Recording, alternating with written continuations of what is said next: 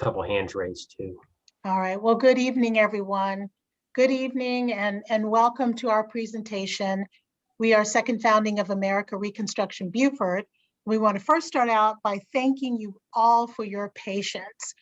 We experienced right at the top of the hour at 6 o'clock, we did experience some issues between Zoom and Eventbrite in getting everybody logged into the meeting and to the presentation. So we do apologize for the delay in getting you into the meeting and beginning. That being said, we are going to hold off just 2 more minutes to allow the other participants to come on into the meeting. We had over 260 people sign up to be part of this Zoom, so we don't know if we're crashing Zoom. We like to believe we are because that's really good for our egos. But more likely there's been an issue with the Zoom link in trying to communicate and come out of Eventbrite and into Zoom. So again, we do apologize for the frustration caused in getting onto the meeting.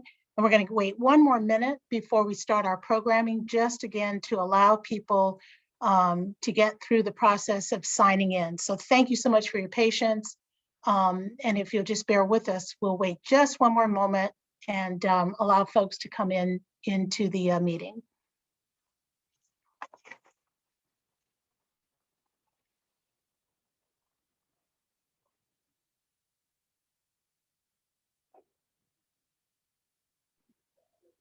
And again, at the risk of sounding really redundant right now, welcome. You are in the meeting finally, being hosted by Second Founding of America Reconstruction Beaufort. We did have some pretty egregious technical difficulties with Eventbrite, talking to Zoom and back and forth. So it is taking a moment for all of our attendees to come into the meeting, and we want to sort of honor their patience and frustration, allow them a little bit of time to get on board with us. We did have over 260 people sign up to be part of this presentation tonight. And so we want to make sure that we give them just a little more time to come in so that we can start the meeting with as many people as possible. So we'll just stand by probably another 45 seconds before we tip everything off. Thank you so much for your patience.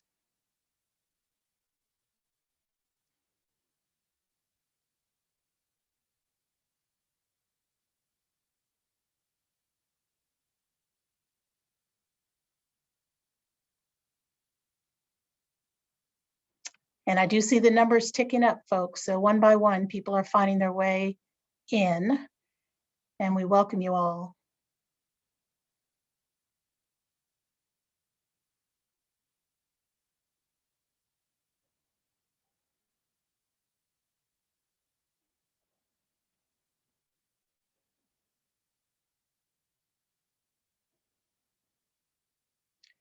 Just a few seconds more and we'll get started as everybody is finally, thankfully, able to come in and join us now that we've sort of overcome the technical hurdle.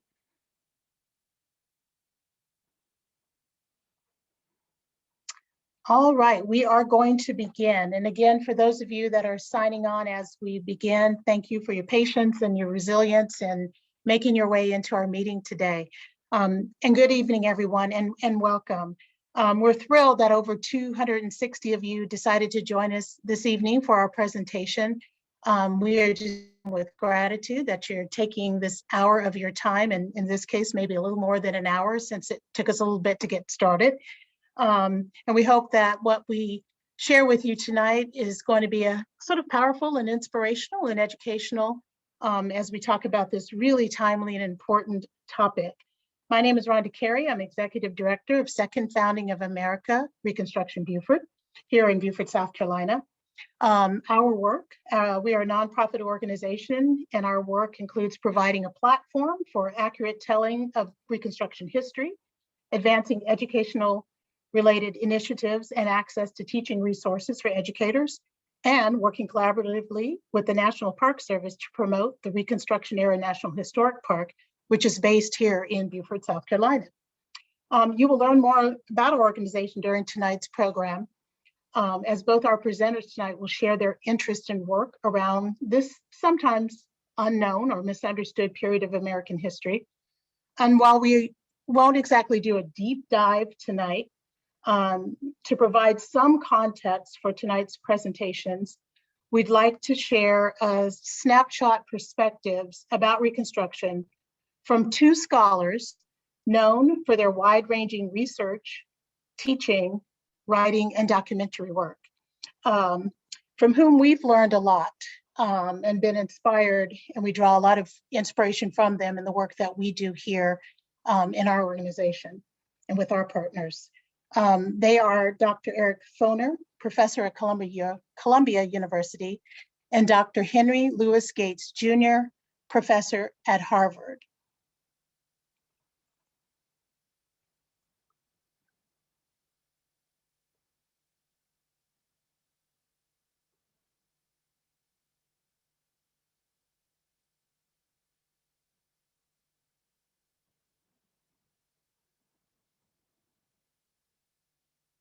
And Sean, if you want to share those for about 10 seconds to give everybody a chance to read the quotes, we'd appreciate it.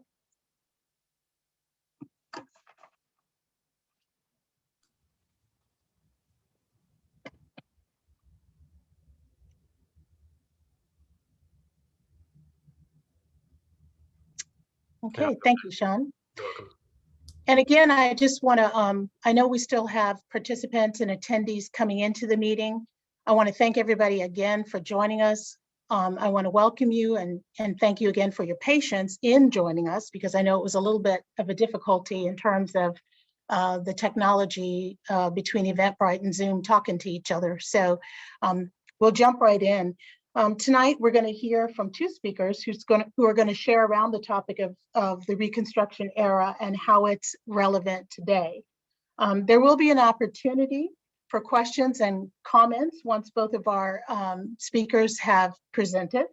We'll have about 15 minutes for a Q&A session. And so what we're asking you to do is, as you listen to the presentations, if you have comments or questions, if you'll type those into the chat box, we will make sure that during that session, we'll try to get to as many of those questions as possible. If we're not able to get all of the questions answered in the time that we have, please don't despair. What we will do is we will take those questions, get them to our presenters, and we will correspond with you individually to make sure that any questions that you have are answered. Okay? So let's jump right in. I want to briefly introduce our presenters, and I'll defer to each of them to go into detail about themselves and the work that they do. But we are honored and privileged to have Billy Keisling and Michael Allen with us tonight. A little bit about Michael, firstly. Michael Allen served with the National Park Service as a ranger for 38 plus years before retiring from the National Park Service. He is a learned teacher, advocate, and keeper of Reconstruction history, Gullah Geechee culture and heritage, and he's known for work that was critical to the establishment of the Gullah Geechee Heritage Corridor. Michael serves as chair of the Second Founding of America's Advisory Board. Also with us tonight is Billy Keisling, who many of you may know as Mayor Billy. He is the founder of Second Founding of America Reconstruction Beaufort and author of Sharing Common Ground, Promises Unfulfilled but Not Forgotten. Formerly, Billy served as mayor of Beaufort, South Carolina for 12 years before retiring this past December. Majority of Billy's career and work has been in public service, public office, advocacy, and activism.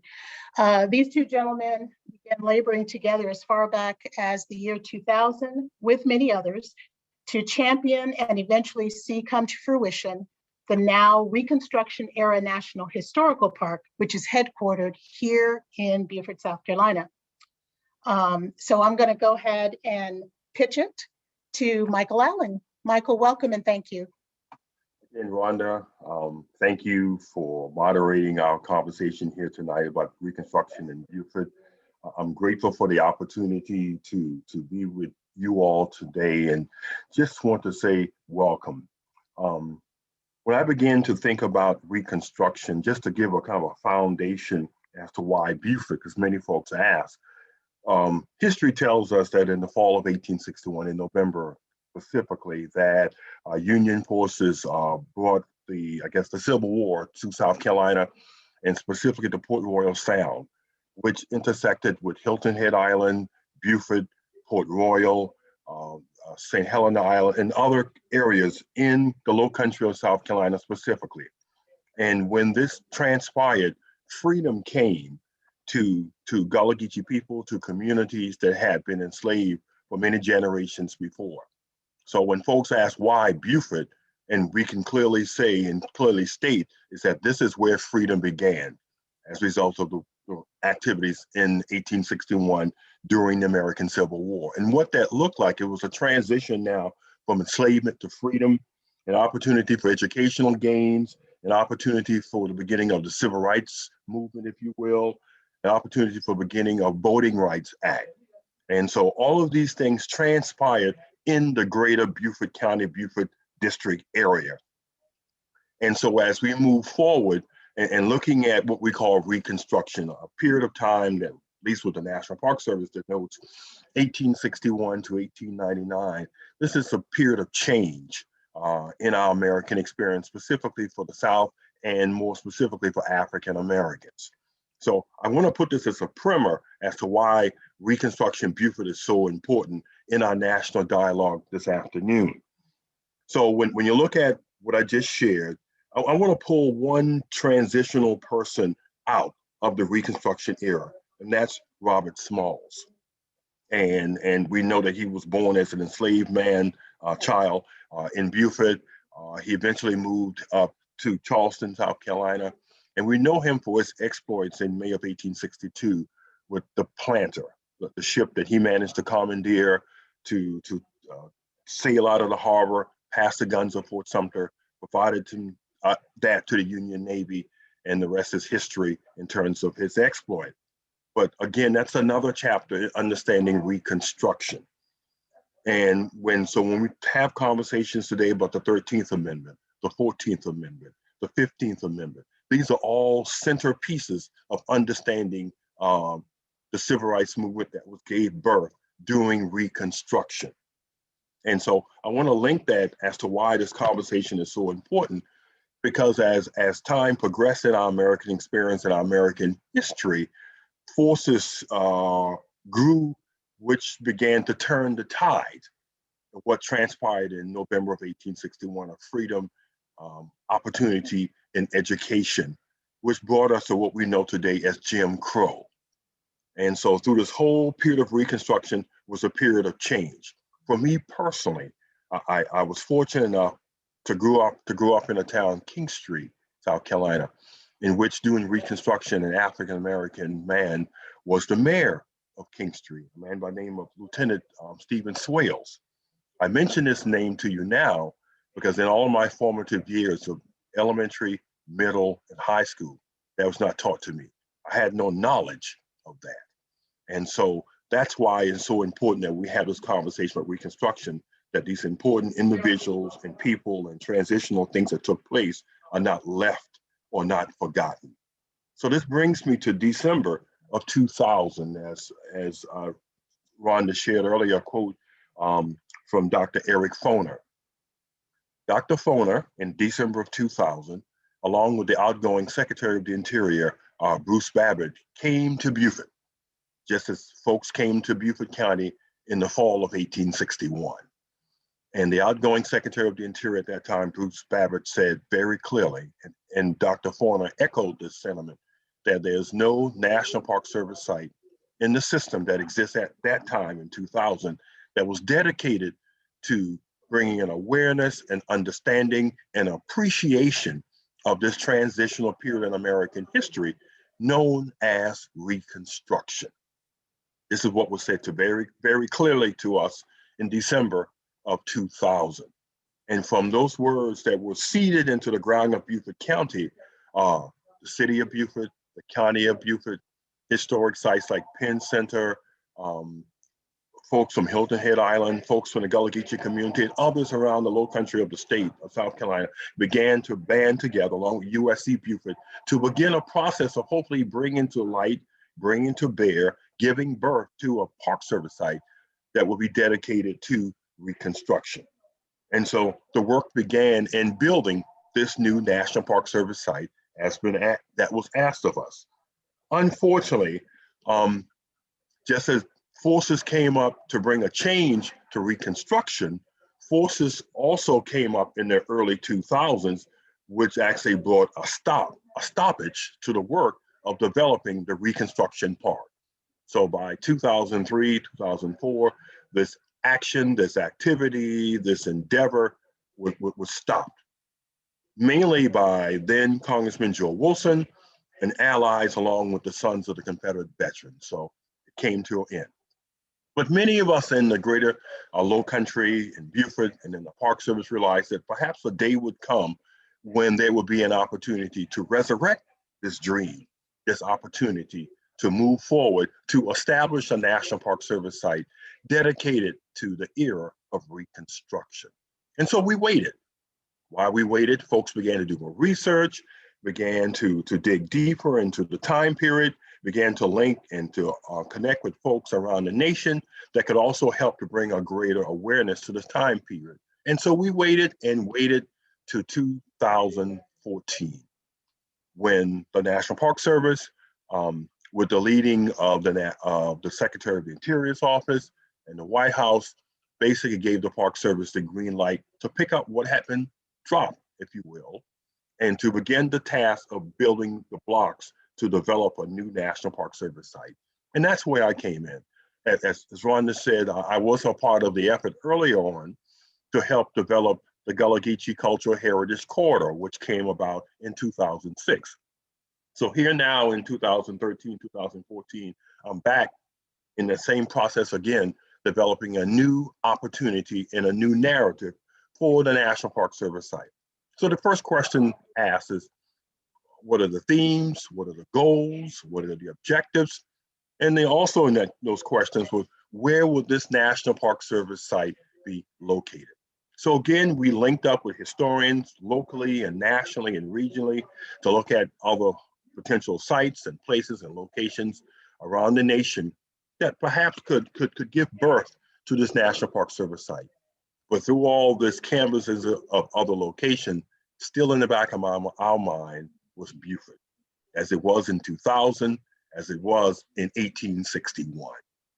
And so the process then began more succinctly to bring pieces together to begin to develop a process and a narrative to develop a new National Park Service site. So then I was fortunate enough to be linked with a number of national historians, Dr. Kate Mashur, Dr. Greg Downs, and we began building, working with other entities and organizations, the foundation of what became Reconstruction Era National Monument. But then the question is, where would this monument reside? What would be the physical places and locations and spaces that people would be able to visit in order to have this reconstruction experience? And so again, I was tasked to reach out to the community and folks in which we felt their sites, their places, their locations would be good physical places to have this conversation. So one of the first places I went out to visit was Penn Center. I was tasked by the Park Service to go and to have a conversation with the director of the Penn Center. I reached out to him. I told him I need to talk to him personally in his office. And so probably one of the most challenging days in my Park Service career was to sit down with the director of Penn Center and ask him, would he and the board and their staff consider donating a portion of Penn Center to the National Park Service in order to develop a National Park Service site. I think I had that conversation in October, and by late June, early July, the following year, the board of trustees of Penn Center voted to move affirmatively in this ask. Then I was then tasked to reach out to the pastor of Brick Baptist Church, which is St. Helena, a foundation of the establishment of Penn Center. Had that same conversation as well with him as the pastor. telling him that we just want to have a partnership and a relationship with him, that the Park Service did not want to take the church. And so again, I went and spoke with the congregation. They agreed to this process. Mayor Billy and his brother were so delighted to be a part of this conversation, this opportunity. He was willing to provide us a building before we had all the foundations situated legally in order to establish a National Park Service site. But we were grateful for his dedication, his donation of a building, a firehouse building in downtown Beaufort. And then the last portion was reaching out to the United States Navy and asking them, would they be willing to partner with us in this endeavor at the Smith Plantation, the physical space, the landscape, and where on January the 1st, 1863, the first reading of the Emancipation Proclamation took place in the South at that location, which is now a naval hospital complex. And with the help of Congressman Clyburn, the Navy was in. So those were then knitted together to become the 4 physical spaces that we would know today as Reconstruction Era National Monument. I might add that we use a tool to establish, to bring this together, called the Antiquities Act of 1906. This act was an opportunity to bring in a new National Park Service site without having to go through a congressional process in which the president had the authority to sign off and to establish this National Park Service site. And as long as the participants and the landowners were willing to donate to the National Park Service or go in an agreement, then this could come to pass. But we learned something. Often when you begin to go into a journey and a process, you may learn things that you did not know before that may be pertinent to the success of your journey. And what we learned is that Brick Baptist Church, who was in agreement with us, with them becoming a part of the Park Service site, had one other process that they had to work through. Because we learned that the Baptist Church of Beaufort actually hold, I guess, the keys to the success and movement of Brick Baptist Church participating, because they had a lien or they had a connectivity to the church. And so we had to then ask the Baptist Church of Beaufort, would they be willing to relinquish that relationship, that physical, legal relationship that they had with Brick Baptist Church, in order for them to join in with the National Park Service. And I would mind to say to you today that on January the 1st, 2017, Emancipation Day, that the congregants of that church voted, and they agreed that they would relinquish that relationship in terms of legal hold that was there, thus giving Brick Baptist Church the opportunity to become a part of the National Park Service. So within a week of President Obama leaving office, with all I's dotted, with all T's crossed, with all the legal matters settled, and with all the legal documents formally documented within the courthouse of Beaufort, the National Park Service was able to bring to bear a question that had been asked 17 years earlier. Can a National Park Service site be developed in Beaufort, South Carolina, that will be dedicated to telling the story and the history of Reconstruction? And so I'm grateful to have been a part of that quest and that journey that took place over the course of 17 years. And I would say, with remaining time that I have, is that the times and that we find ourselves as a nation today, we are continually looking back to the Reconstruction era in terms of understanding the growth of our nation, the challenges of our nation, and the answers that we're looking for. Many of them that we're looking for in 2021 can be found in the pages of Reconstruction. So I'm grateful to have been a part of the effort, as I often say, to reconstruct Reconstruction. And so I just wanted you, before Mayor Billy comes and kind of share his journey, his connectivity to the story, his life, his history, his heritage, why we are both so passionate about this time period and the things that we face, the challenges that we went through, but at the end of the day, the success that came by the establishment of Reconstruction Era National Monument. And so I'm grateful for the partnership, being a part of this and working with, with Mayor Billy.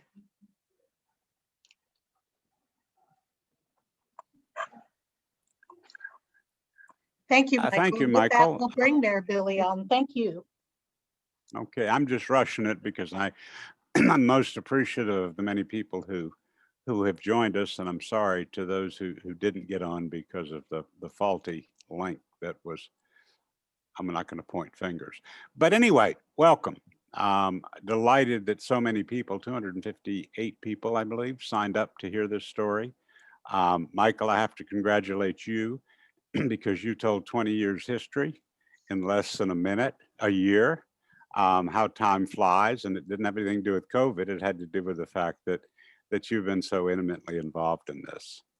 You know, who would have thought that when I wrote my book a year ago, that it would be as relevant as it is today? Who would have thought that Reconstruction would have been so relevant? Who would have thought that every time we pick up the newspaper or we turn on the television, we're hearing the Reconstruction story either played over again or references to it? The Supreme Court, the Justice Department was created in 1870 for the purpose of enforcing the Freedom Amendments that Michael talked about, the 13th, 14th, and 15th. But you know, I didn't get involved as early or directly involved as early. But when I was in high school, I wrote a paper for history, and it was about Reconstruction, not taught in most schools.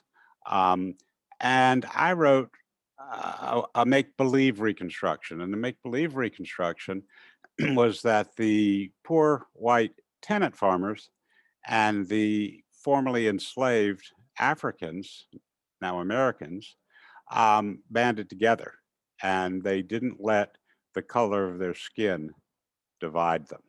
Well, my teacher gave me an F for history, but an A for creativity.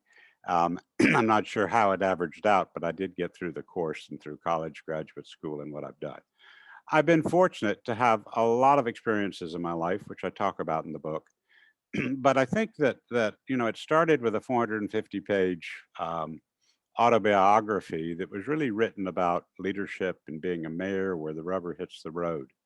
But it wasn't something that I wanted to publish. So I brought in a friend of mine, Michael Greenlee, childhood friend, excellent writer. And I said, Michael, let's take these 450 pages, and instead of 100 stories, let's find 5 that are relevant. Let's find a theme. And he said, well, what is that theme? I said, that theme is the shortcomings of our country, the unfulfilled promises, the absence of freedom, the absence of justice, the absence of equality, the absence of opportunity. I mean, that's what this country was based on. And so with that, we proceeded to write the book. And it's basically a memoir that bounces back and forth to Reconstruction stories to tell why I'm so fortunate to have ended up where I am. I realized that it would be difficult to talk about these issues as a small town mayor because potholes, drainage issues, garbage pickup, boosting downtown commerce are what a mayor focuses on. And that's one voice. And, you know, we have many voices in our lives. And I guess if there's a bottom line to the book, it's to ask people to look and find out where their voice is and to see if they can align it with their moral compass to make this country as great as we can be. And we were promised it would be. You know, when I first job out of college was voter registration. There was passion. I had a loud voice. I went to college campuses. They had just passed the 18-year-old vote, the 26th Amendment. Everybody was very excited. And then I went to work for a congressional candidate, and all of a sudden my voice was hidden. I became a parrot for his issue. I went to Washington. I worked in the Senate. I worked in the House. And while I loved it, and it was a great experience, and I learned a lot, and I was mentored by many people, I didn't have a voice. And so I left and came home to South Carolina. But as it turned out, I became a public affairs consultant. But once again, I was echoing other people's voice. And I always knew that I had a voice that was a little different, was a little stronger, was a lot more passionate. And so I ran for the state legislature. Well, little did I know that being a member of the state legislature, with no offense to anyone who may be watching, is like being herded like sheep, because you really weren't encouraged to stand up for what you believed. You were encouraged to follow a party line. And so when I became mayor, I remember the first meeting, someone came up to the rostrum during public comment, and they started screaming and yelling. And I looked over my shoulder and I said, "Who are they talking to?" And then I realized I'm the mayor. They're talking to me, and I have to answer. And I found that voice. But a mayor's voice is a consensus builder, bringing members of council together in a civil, constructive way to create a path forward that works for most of the people in the city they represent. So when I became so impassioned was I was in South Africa in 2008, and I went into a little museum. It was a Holocaust museum. And the first thing I saw was a videotape with former president at the time, Nelson Mandela. And he was talking about how important the Holocaust was to South Africa, because that's where they were headed. They were not out of the woods. We had to learn the lessons from others. I had a couple of other experiences, but I won't there where I won't, but I won't take the time. But when I got home, I said, I'm sitting in the middle of Reconstruction. I grew up in a town where it all happened, where so much from 1861, before emancipation, to 1900, 23 years after emancipation supposedly ended. There's stories here that could be applicable to many things. So I basically started my venture by writing some grants, by helping the University of South Carolina create a Reconstruction Institute, by getting to meet many of the scholars who came to teach teachers the story of Reconstruction so they could teach it. But, over the past 2 years, they've been most unusual. We've really seen, notwithstanding the COVID, which I would never dismiss, but we've seen a country in turmoil. And we've seen people fighting with each other, walking on eggshells with our friends, that we couldn't say what we believed. And so I made the decision after to not run for a fourth term. I had been elected once and no one opposed me. But I said, it's time for me to go back to the voice I inherited from my grandfather, who came from Tsarist Russia, who running away from the Tsar, who ended up on St. Helena Island, one of 10 white families among tens of thousands of African Americans just recently freed. My father, who was a country doctor, who made it his commitment to take care, before there were third-party payments, to take care of anyone who was otherwise not going to get health care. My mother, a liberal Jew from New York, who had the courage at 56 years of age to run for the South Carolina House of Representatives. This white 5'2" liberal Jewish woman walking into what was essentially a white Christian men's organization of lawyers, and spent 16 years there. And I said, I'm 72 years old. I've loved being mayor. There are good people who will succeed me. And so I'm going to invest my time, my energy, my money, my friends, and I'm going to just become and start a crusade to get these stories told. Because if the country knew what we've been through and how we've been miseducated over the last 3, if not more, generations, we wouldn't be here. We would not be here today. We would know that there were hundreds, thousands of formerly enslaved Africans who did some incredible things. They started colleges and universities, 90 independent schools. They were inventors. They became scientists, lawyers, civil rights activists. They were successful business people, farming, mercantile. They became inventors. But all of that, quite frankly, was too much success for this country to sustain.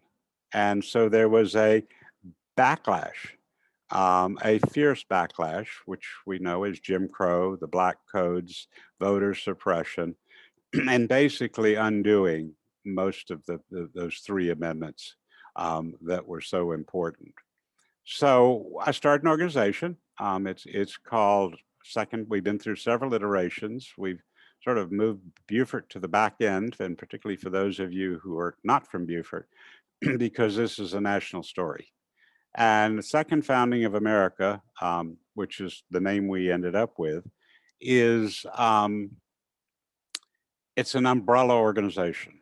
We want to work with others. We don't want to reinvent the wheel. We don't want to duplicate what anyone else is doing, but we want to try to find all of the pieces. For example, one of our projects, a core project, is education. And while there are literally hundreds, if not millions, of pieces of primary resources, whether it be a voter registration card from 1865 or 6, to the images that we can find in the archives, to the Vicent stories of brutality, the stories of success that we were never told. There are blank histories in our American history book. We wouldn't need African American history if we had an honest and truthful American history. And so one of our goals is to do that. But I found that all of these data, all these stories, all of those primary resources are siloed in one archive of one side of the country, another one. They're generally in scholarly language. And so decided that we needed to build a roadmap so that those of you watching and others, and hopefully the teachers that we're going to be training, will be able to basically very quickly go and find what you're looking for. It may be a former relative, it may be a name you never heard, it may be an encyclopedia of who's who. And around this, we're going to build, or are building, I should say, for the past 2 summers, we've had workshops for teachers to engage teachers in teaching something many of them have never even learned. So they need this help. So we'll have a network of teachers who will be all over the country. They can talk to each other, they can share lesson plans, they can share student stories. And the focus of our educational model is experiential arts infused, or some would call it project education, where you inspire a child to be interested, a student to be interested, and the target group is the 11 to 15-year-old. They're the perfect age. I've worked with them as mayor when I started a young leadership group, because once you plant a seed, and if they're curious, they're going to dig. And so what we're doing is we're going to train them, and then we're going to dispatch them as reporters to balance some of the scholarly work, let us say, to help them tell the stories by video, 3-minute videos, by writing, by singing. We're talking about a Reconstruction youth chorale that will travel the country, a visual arts program, a writing program, and we're going to have those empty chapters filled by the fearless 11 to 15-year-olds who fortunately have not yet been taught to hate, to discriminate, to pick on each other, because they're just at that age. But they're also at the age where they're absorbing what they go through, and the world around them that they're absorbing is not one. If they watch the television and they see people talk, every other word is liar, liar. Every other word is he did this, she did that. Everything is a label: a Democrat, a Republican, a liberal, a conservative. What is the human element? And that's where I get to this question of, in the title, common ground. We all share considerably more in common than we disagree. So how do we take, just like I did with our city council, or I've done with the sons of Confederate veterans and the sons of the colored troops of the Union Army, how do we sit down and say, you know, we are one country, we are one people?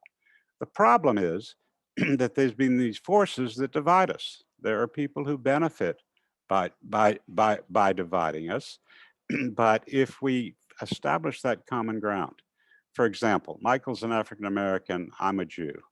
We share a lot in common, but Michael has walked around his life with a brand on his face that was a signal to somebody that said he was lesser than I am, that said that he couldn't be as smart as I was. He couldn't make as much money as I did. He couldn't have the family life that I didn't. He could not have a business. And when that's beaten into your head over a period of time from for over 3 generations, it becomes a way of life. So we're in a long haul. The Congress is going to come up with Band-Aids, and that might help. But Band-Aids cover wounds and they keep them from getting more infected. But the bottom line, I hate to say this, it was a rude awakening to me, but over the past 2 years, it's just is so clear to me that this country has poison in our soul. The good news is that young energy, putting together what the scholars have put together and telling their own stories by young people, they're going to be our salvation. So through second founding of America, on the one hand, we're going to recruit and educate teachers to have students learn to tell stories. And then we're going to be a formal friend of the National Park Service. We've already been raising money to restore some of the buildings so we can get it done faster. I'd have to take a pause and say that from everything I've learned since Michael and I were on this most recent journey, is this park is growing faster in terms of the resources, in terms of public interest, in terms of public support, probably than any park in recent years. So we'll be a friend of the park. We'll do an education program. And finally, we're just become ferocious advocates to push our school systems to encourage their teachers to tell the truth, to help us understand so we can clarify in our minds, we can clarify in our hearts, and we can put the pedal to the metal and making America the great country that we were planned to be, that we can be, but we are not today. We have no choice. So I ask everybody, buy the book, of course, because that helps fund us. But more importantly, look in that mirror, look at yourself and say, I can be part of the problem. I can be part of the solution. I don't need to walk on eggshells. The creation of a National Historical Park and Monument and the network sites all over the country are a green flag. And that green flag says it's time to tell the truth. So I'm here to ask you to join us, become part of the solution. We can do it, but it's going to take all of us working together. It's a tall, tall, slippery slope to climb, but it's past time that we climb it. So thank you for being with us. And as Rhonda said, Michael and I'll be happy to answer questions. Thank you, Mayor Billy, and thank you, Michael. And just a little housekeeping. Again, we can't thank you enough for your patience in joining us tonight. We knew it was a little frustrating on the front end, but I hope you've enjoyed what we've shared with you so far. We do have some questions that we'd like to get answered for you. So I'm going to introduce you all to Madison Hoffer. She's part of our team at Second Founding of America. And Madison, what questions do we have for the mayor and for Michael? So we have a question from Zippy. I think that's how you say her name. And it's not to anybody specific. So she just wants you to talk about citizenship and Reconstruction. Well, I mean, Reconstruction, I'll let Michael follow, but Reconstruction is about citizenship. As W.E. Du Bois said, and I won't get the quote correct, but he said that Reconstruction was the period where finally the sun shone on freedom, where people were given their rights to be free, they were given the right to become citizens, and they were given the right to vote.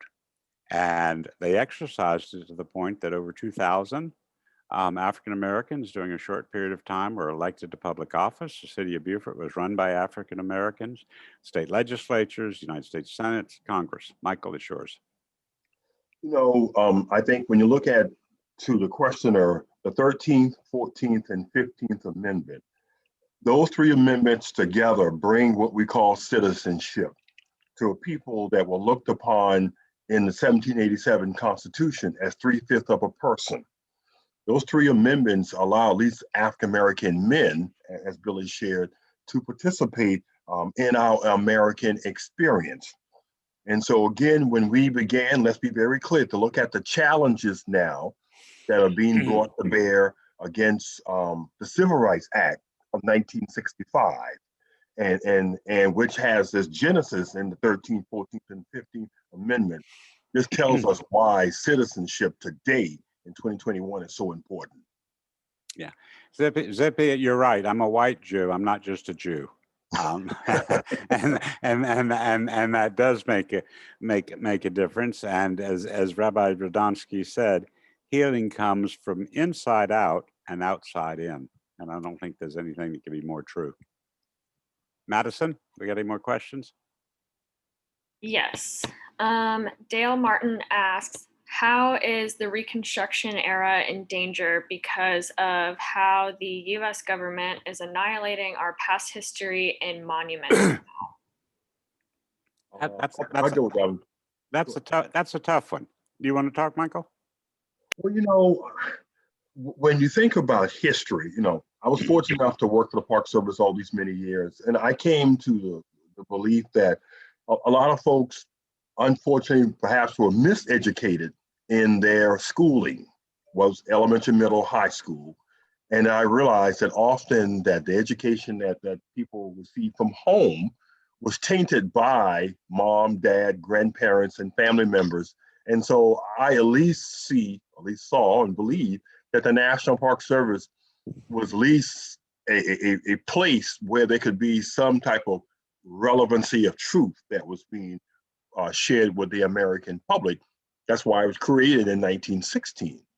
But I think today, the way I look at, as Billy used the term backlash. Unfortunately, ladies and gentlemen, today, there is a backlash against history, against truth, and against things that we know to be correct. I don't know why, I do know why. It's some of the same tenets as to why people were opposed to the amendments to the Reconstruction. Our birth as a nation was tainted by slavery. That's a reality. And decisions that are made in 2021, many of them have their foundations as decisions that were made in 1670, at least when Charleston was established. And so I think we have to be in a position, Billy and I and others, that we can continue to speak truth to power and bring in awareness and understanding. And if we can do that, we can hopefully stem this tide that's wanting to erase history. To follow up on that as it relates to monuments, that's a tough question. When we first started with some of the groups who were afraid we were going to try to steal their history, and many of them are the ones who think that someone's stealing their monuments today. I said, history, you don't erase history, but you have to put history in its context. And when I was in the legislature, I voted repeatedly to take down the Confederate flag off the State House because it wasn't put up there until the mid-60s. And it was put up in opposition to segregation. It wasn't a celebration of the Confederacy. It was part of that backlash. And it was actually hijacked from those Confederate soldiers who had their hearts and their souls, put their lives and their families and everybody on the line for what they believed in. Might not be what I believed in, but they believed in it to that point. And their story was hijacked by a bunch of people who didn't want to desegregate our schools. So as you look at the monuments, I spoke last week to 2 8th grade classes in Greenville, and the question of monuments came up. And I said, history is his or her story. And that what we have to do is we have to put as much out there so that people can understand the balances, how the pendulum swings. And so I'm not one personally who thinks we ought to go down and tear down every monument. I think we have to look at when it was built, what the intent was, and whether it is true to history. And then we also have to go back and look and say, what was its intent? Was its intent to celebrate something, or is its intent to divide us further? If it's intent to divide us further as the Confederate flag, it could go in a museum because it represents a time, but it does not represent the true history of this country. And when we had some people when my last couple of weeks as mayor who wanted to talk about the only two that I'm aware of monuments that relate to the Confederacy. The United Daughters put them up, and they one of them basically says thank you to our sons who fought in the war. And the other one pointed out General Stephen Elliott, after whom the chapter was named. To me, pretty innocuous, but to some offensive. So I had a city council meeting, and I brought in and invited sort of both sides, if you will, to talk about it. And by the time they talked about it and they got to understand each other, they exchanged email addresses and phone numbers. They were talking to each other. They had never really met each other. And they found out that they were really all well intended, and that by talking and together, I hope, they're going to work with the city in the future to come up with a policy on how to handle these. I will guarantee you, we today have more monuments, more placards recognizing Reconstruction and African Americans than we do Confederate families and soldiers and veterans. So I think, we got to be careful for what we ask for. We've got Robert Smalls, Tabernacle Baptist Church, and Reverend Hodges is putting up Harriet Tubman. We have Battery Saxton. We have Saxton Park. When you come into Boundary Street, that whole area is named after the Union soldier who basically shepherded the newly freed Africans into the Union Army to fight to free their brothers and their sisters. So I think you have to be very cautious, because I don't think the intent of those of us who want to build education is to really take away, but to straighten out, to make sure that people know. The biggest and best example, and then I'll move on, is 40 acres and a mule. If I learned anything about Reconstruction when I was in school, it was that when freed, the formerly enslaved were given 40 acres and a mule. Yes, Field Order 15, Sherman said that. How long did it last? And did the very few who got the land get to keep it? No, it was taken back from them. So any piece of property you see that has been in a family now for hundreds of years on St. Helena Island is land those people bought. Nobody gave them anything. They worked hard for it, and we've got to recognize that. So you walk a slippery slope. You try to keep a middle line. You try to be fair, and that's what the truth is. That okay, Michael? Yes, real good. Madison? Madison, we have any more questions? So I think Rhonda is just going to go ahead and do the closing remarks. Okay. Tell them to buy the book, Rhonda. That's how Madison gets paid. Well, I just wanted to say that it was our intent, everyone, to honor your time and to keep our presentation to about an hour. And of course, our technical difficulties caused a delay in that. I do want to say that we still see that there are questions in the queue. I want to assure you that each and every question we will answer. We will reach out to each individual. We've got those documented, and we'll make sure that the answers are shared with you. In addition, Madison has prepared a one-pager of links and other information about our organization, Second Founding of America Reconstruction Beaufort. There will be in that one-pager that you'll receive a link to how you can purchase the book, how you can support our organization if you so desire, how you can become involved, along with some other resources that will support what was presented tonight. We do want to close with something that both Michael and Billy mentioned. It's sort of a sweet treat that we would like to end the night on. And that is a video presentation that was produced in one of those summer programs that Billy mentioned around the subject of emancipation. And we hold it near and dear, not only because it's a fine piece of work that the students, young students work very hard to produce, but very fitting in the fact that here in the greater Beaufort Port Royal area, the site of probably the most, the largest known reading of the Emancipation Proclamation is in Port Royal as part of a preserve, Park Service preserve at Fort Frederick. And so the students pulled together under the tutelage of one of our program initiatives, a sweet little video, which is a reenactment of the reading of the Emancipation Proclamation and some of the people who were present. And so we'd like to close with that because for us, the work that, as Billy had said, the work that students and young folks will do to forward and bring to life the promises that Reconstruction held and still can hold today will come at the hands of young people like the ones who were involved in that project and we worked with and had the pleasure of continuing to work with through our program initiatives. So thank you all so very much for your patience, for your time, and for your interest in this important topic. We hope that you will continue to engage with us. Please look for information that will be sent to you.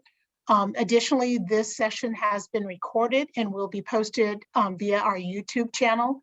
So if you have friends and colleagues and others who you would like to share it with or who maybe kind of were challenged getting on and sharing with us this evening, they'll have that opportunity to see the presentation through our YouTube channel. We thank you so much. And we thank you, Michael and Billy. Any closing thoughts before we run the video and close out the meeting? Yeah, I think as you watch the kids, imagine on their left is Fort Frederick, a revolutionary fort, pre-revolutionary fort. And on your right was Camp Saxton. And Camp Saxton is where literally not yet freed, but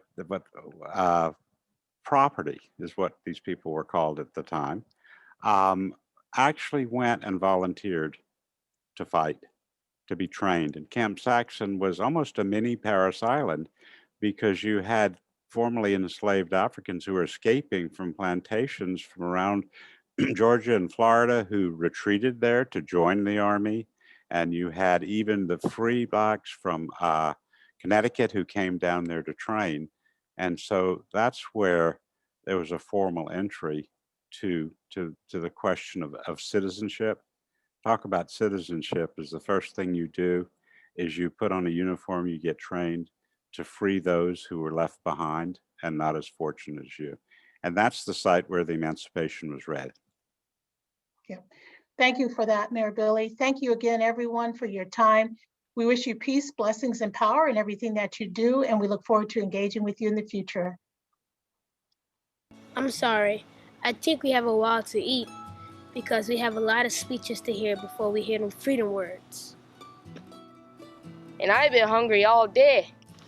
And by virtue of the power and for the purpose aforesaid, I do order and declare that all persons held as slaves within said designated states and parts of states are henceforward shall be free, and that the executive government of the United States, including the military and naval authorities thereof, will recognize and maintain the freedom of said persons. And upon this act, sincerely believed to be an act of justice, warranted by the Constitution, upon military necessity, I invoke the considerate judgment of mankind and the gracious favor of Almighty God. By the President Abraham Lincoln. My country, 'tis of thee, sweet land of liberty. Thank you. Good night. Thank Good you night, all. everybody.